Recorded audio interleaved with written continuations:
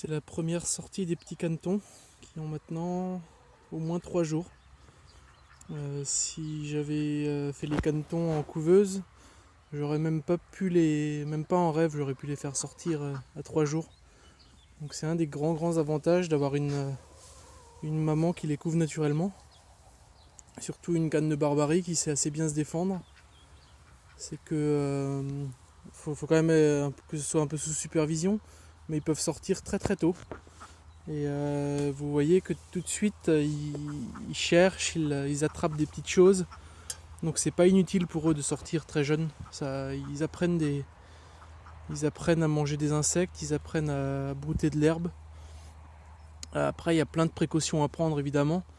Ils vont passer sous la clôture, ils vont passer sous la clôture là-bas, aller dans la mare, potentiellement pas réussir à en ressortir.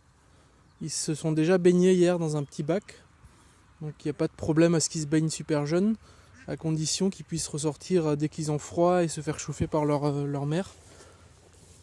Je ne sais pas si vous êtes au courant de ça, mais si vous avez des petits canetons qui naissent en couveuse, si on leur donne un abreuvoir qui est trop grand et qu'ils arrivent à se baigner dedans, ils ont des bonnes chances de mourir de froid parce qu'ils n'ont pas du tout l'apprentissage de comment graisser leurs plumes, alors que la mère leur apprend ça assez vite. Et ouais, s'ils passent 5 minutes dans l'eau et qu'ils ressortent et qu'ils ont le temps de sécher sous une lampe chauffante, je pense qu'il n'y a pas vraiment de problème. Donc il y a un autre problème, c'est que à cet âge-là, ils ont de bonnes chances de mourir s'ils se prennent de l'électricité parce qu'ils vont s'emmêler dans la clôture là. Donc c'est à l'évidence, il faut que la clôture soit éteinte. Et il y a l'autre problème, c'est qu'ils passent de l'autre côté de la clôture, comme vous êtes en train de voir.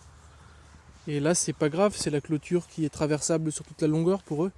Mais si au moment de rentrer dans le poulailler là-bas, il y en a un qui passe du mauvais côté du grillage, il se retrouve isolé des autres et il va passer son temps à faire des allers-retours le long du grillage sans comprendre qu'il suffit de tourner le coin pour passer la porte. Ouais, là c'est le moment où les petits vont s'éloigner de la mère et elle va stresser.